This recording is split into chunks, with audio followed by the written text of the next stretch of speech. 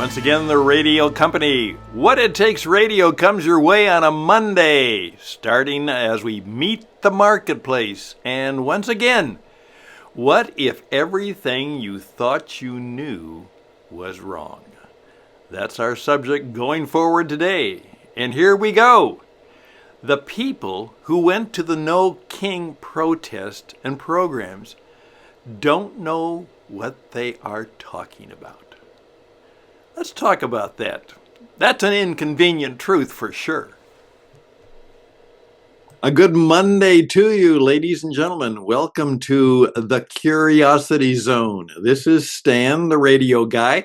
And again, what if everything you thought you knew was wrong?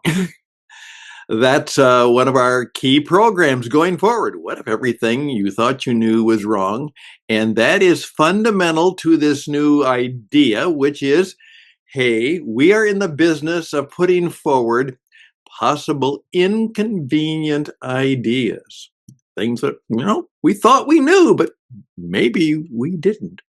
And it is given its subtitle. This is the Curiosity Zone. And just this weekend, I asked my AI robot to actually help me define what the curiosity zone should be like. And in some uncharted somewhere brilliance, it came up with a great idea for this particular idea, the curiosity zone. And we all need to be in the curiosity zone. In fact, according to the AI robot, this is fundamental to life success, that you are in the curiosity zone of your life. It is foundational to all of the other zones you will have to be in. And we are going to be known as the 5-zone guy, and perhaps you can join me. Well, today, hopefully the title got you a little bit perturbed or maybe upset. It's inconvenient. Is what if the people who went to the NOKing protest, parade, whatever you want to call it, were wrong? What if they were wrong? Well, that's not a political statement. I know you think it is, but it's not. And let me take a few minutes today to tell you why it may be inconvenient to think about, but maybe it's important to think about. Well, first of all, of course, the NOKing protest or the NOKing performances were very much anti-Donald Trump and his administration. So the idea was that in the immigration battle that is taking place, that Donald Trump is now acting like a king.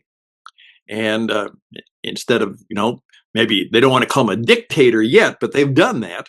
But he's a king, acting like a king, like he's got full control. And so they want no king. Well, okay, there's the political statement, and that's what it's all about.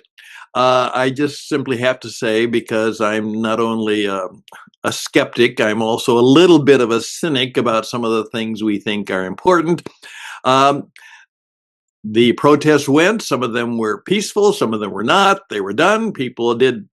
Thousands of people did that, but you know what? It didn't make any difference. It's not going to change anything. It just won't. The Trump administration will continue to do what they are going to do because they believe they have the mandate to do that. And your time spent, as I oftentimes say, you were spent 3 hours there and now you're 3 hours closer to being dead. What good did it do for you and for others? Well, okay. Either way, fine. Some of you are agreeing with that and some of you are upset with that. But let me get to the point, which I think will work. Here we go. A king has power.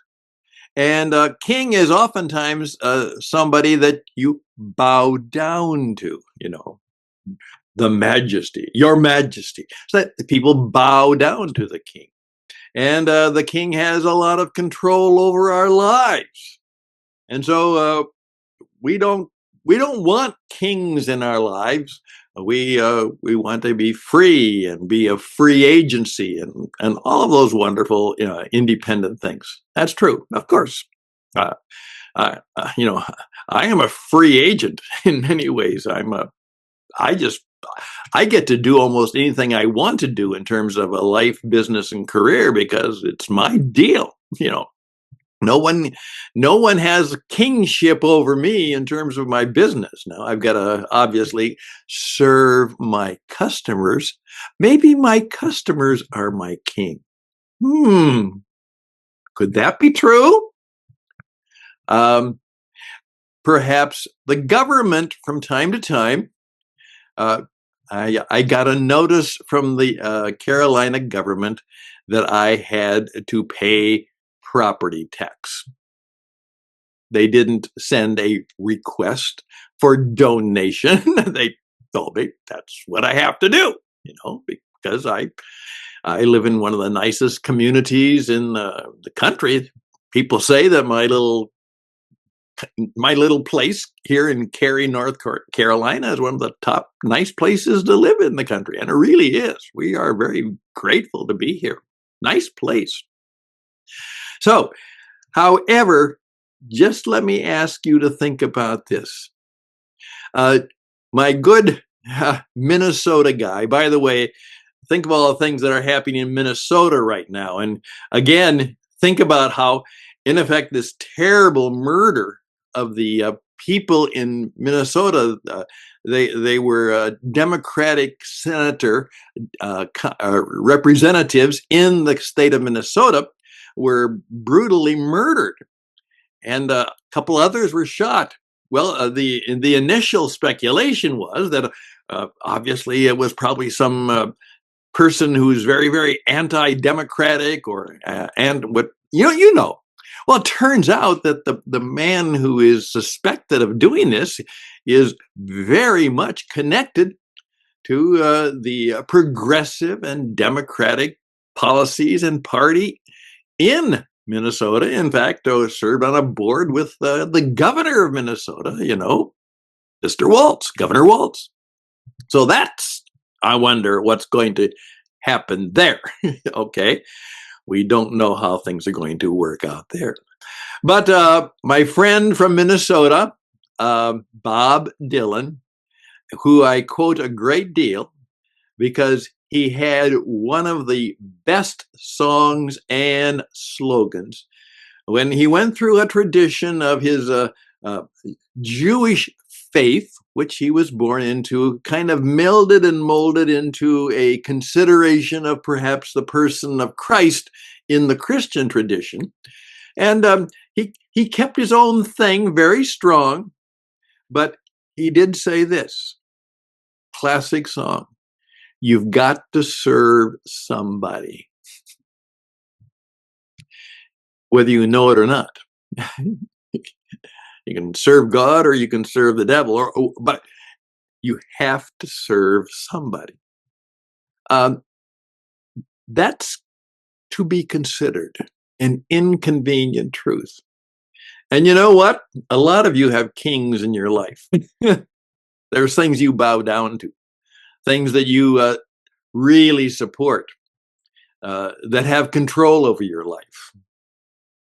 As one of my friends said, yeah, I called him King Whiskey. Because you know what? My whiskey was the king of my life. Yeah. You see where that's going. As one person said, I worship at the shopping center. Shopping is kind of the king of my life. If we're honest, none of us can say there are no kings in our life or in our experience. or in our being. Your boss might be a king. In fact, many of you work for kingly bosses. And perhaps many of you think that the particular institution or the government, as obviously is the case in some people's minds now, is being kind of a tyrannical king in some case. All of that may be part of the consideration, but I just simply want to say the inconvenient truth is there is no such thing as no king. And if you're really, really going to make sure that your life gives one a free agency, which a lot of, oh, I'm the captain of my ship. I'm the man and woman who directs the soul. I am free. Well, you are. That's the element of freedom. But could it be that there is some kingships in your life? Things you do bow down to, things you are addicted to, things you are attached to, things you give lots of worship and time and wonder to. Just do a little inventory, maybe a little spiritual, emotional, and relational audit as we go into this summer and say, well, yeah, but I'm going to make sure that the kings that are in my life are those that serve me well and help me serve others. And Jesus made the point. He said, I'm the king. And that's his claim. And those of us of that tradition have to deal with it. And those who are opposed to it, they also have to deal with it. So there we go, my friends.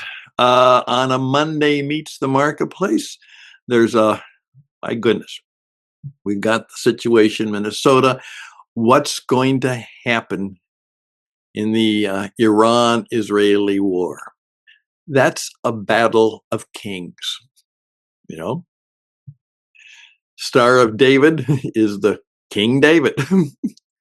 And the Shia theocracy, that's their kingdom. And that's the king they fall down to and die for. Isn't it a messy little world? I'm Stan Houston. We are in the curiosity zone. However, we're also to be in the impact zone. And we're also to be in the transformation zone. And then we're also to be in the generosity zone.